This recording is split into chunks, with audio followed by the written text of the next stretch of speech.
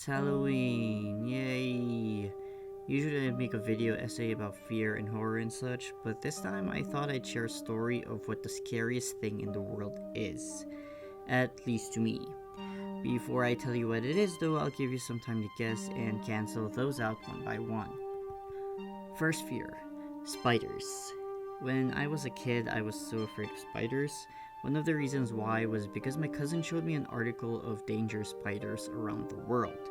Then I saw a picture of a brown neck spider beside a picture of a foot with gangrene. If you don't know what gangrene is, I think it's better you don't know. Anyway, it was too gory for my young mind, and associating it with a spider made it even worse. Ever since then, I've been afraid of spiders. But eventually I overcame it. How? Well, I learned that spiders eat smaller insects like mosquitoes and such, so I thought they did more good than bad.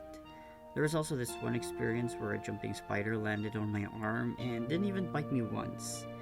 I think one of the main reasons people are afraid of spiders is because they're so unpredictable and fast that you can't tell when they move. When they do, we imagine them jumping into our faces and biting our faces, but nah, that doesn't actually happen. Spiders only bite when they feel threatened, so it's not really something to worry about. My second fear would be snakes. So my grandma is afraid of snakes. Every time she sees one slithering around, she squeals and runs away. And I get it. When snakes look at something, it always looks like it's going for the kill.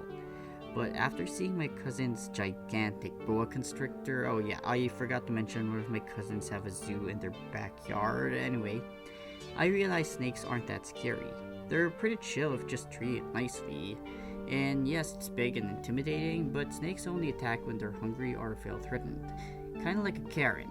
Actually, that's pretty accurate. Snakes are like Karens. Third fear, heights. So as far as I know, the fear of heights comes from knowing that there's a possibility of you falling from said height. And yeah, the feeling that you're only one step away from falling can make someone really anxious. But this one experience actually helped me overcome the fear of heights. So I went hiking with my dad in elementary school and we had to do some climbing. He went ahead of me and told me to keep looking up at him. So I just looked up and never looked down. So ever since then, when I'm in a high place, I always look up and never down.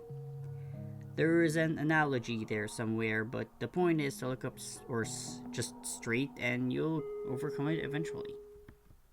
Now, you'd expect my final fear to be something like death, as it is an inevitable force, but no. To me, death is just as natural as breathing, so there was really no reason for me to fear a natural occurrence. People die, yes, but it happens to everyone, so it can't be helped. No, my final fear, and perhaps the greatest fear that I have, that everyone has but never realized until now, is Oblivion. And no, I don't mean the open world RPG game with all those bugs. I mean one's existence being erased, living as if you didn't exist, never existed, and will never exist. Yes, we're going full existentialism on this one. Now imagine this. You're living your daily life. Nobody recognizes you. Nobody remembers who you are, what you've done, how you've lived, etc. Up until your death, no one knows who you were. And as days pass, you have disappeared from the world entirely. Everything you've done, gone. Everything you've had, gone. Everything you are, gone. To me, this is true death. When you realize that 100 years after your death, no one will know you even existed. Not your great-grandchildren, not your great-great-grandchildren.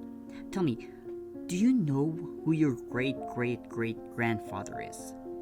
Probably not. It's as if you've lived in this world only to be forgotten. There are special cases where this doesn't happen, but that's a rare case. Some live on through religion. Thus why Jesus, Buddha, and other figures still live on. Not physically, but spiritually. Some live on through literature, like Shakespeare and Lao Tzu. But for how long will they remain immortal? Let's not forget that human beings are but a speck of dust in the solar system, the galaxy, and the entire universe. Of the billions of years that the universe have lived, How long have you?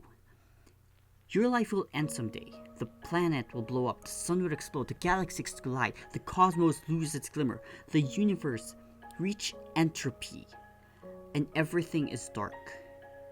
Who are you then when it all ends? I think that's why I have this YouTube channel. Why I draw, or make music, or express myself. Just like what I'm doing right now.